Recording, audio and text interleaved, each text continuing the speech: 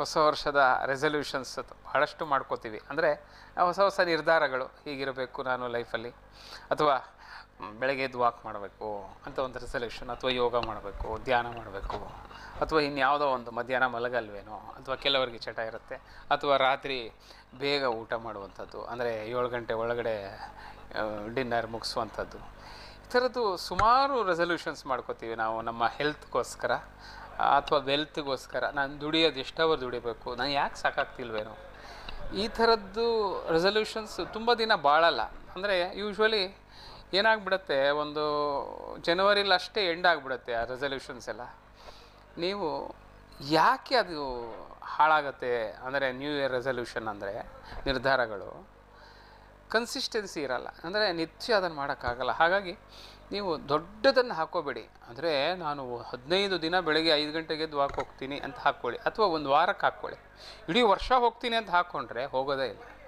ಒಂದು ವಾರ first walk ಹೋಗಿ 5 ಗಂಟೆಗೆ ಎದ್ದು ಹೋಗಿ, ಆಮೇಲೆ ಅದು ಹ್ಯಾಬಿಟ್ ಆಗೋಕ್ಕೆ ಶುರು ಆಗುತ್ತೆ. ಆಮೇಲೆ ನೆಕ್ಸ್ಟ್ ವೀಕ್ ಶುರು ಮಾಡ್ಕೊಳ್ಳಿ.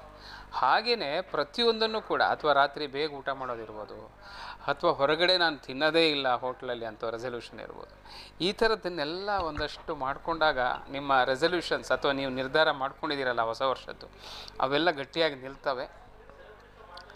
ಇದು ನನ್ನ ಕಡೆಯಿಂದ ನಿಮಗೋಸ್ಕರ ಹೊಸ ವರ್ಷದ ಶುಭಾಶಯಗಳನ್ನ ಹೇಳ್ತಾ, ಎಲ್ಲರೂ ಆರೋಗ್ಯವಾಗಿರೋಣ. ಯಾವಾಗಲೂ ಮನಸ್ಸಲ್ಲಿ ಹೇಳ್ಕೊಳ್ಳಿ, ನಾನು I am happy, I am healthy ಅಂತ. ನಾನು ಆರೋಗ್ಯವಾಗಿದ್ದೀನಿ, ನಾನು ಖುಷಿಯಾಗಿದ್ದೀನಿ ಅಂತ ಸದಾ ನಿಮ್ಮಲ್ಲಿ ಹೇಳ್ಕೊಳ್ಳಿ. ನಗ್ತಾ ಇರ್ತೀರಿ, ಖುಷಿಯಾಗಿರ್ತೀರಿ. ಧನ್ಯವಾದ. ನಮಸ್ಕಾರ. ನಾನು ನಿಮ್ಮ ರಾಘುರಾಮನ್ ಕೊಪ್ಪ. ಇದು ಧನ್ಯಲೋಕ ಟಿ ವಿ.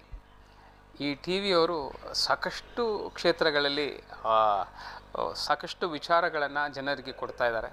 ಸಿನಿಮಾ ಕ್ಷೇತ್ರದಲ್ಲೂ ಅಷ್ಟೇ ಹೊಸ ಹೊಸ ವಿಚಾರಗಳು, ಹೊಸ ಹೊಸ ಸಿನಿಮಾ ಇರ್ಬೋದು, ಅವರಿಗೆಲ್ಲ ಸಪೋರ್ಟ್ ಮಾಡ್ತಿದ್ದಾರೆ ಧನ್ಯಲೋಕದವರು. ಇವರು ಇನ್ನಷ್ಟು ಬೆಳೀಲಿ, ಇವರು ಎಲ್ಲ ಕ್ಷೇತ್ರದಲ್ಲೂ ತಮ್ಮ ಕಾರ್ಯ ವ್ಯಾಪ್ತಿ ಬೆಳೆಸ್ಕೊಳ್ಳಿ ಅಂತ ಹೇಳ್ತಾ ಈ ಸಂದರ್ಭದಲ್ಲಿ ಮಾತು ಮುಗಿಸ್ತೀನಿ. ನಮಸ್ಕಾರ. ಒಳ್ಳೆಯದಾಗಲಿ. ಧನ್ಯಲೋಕ.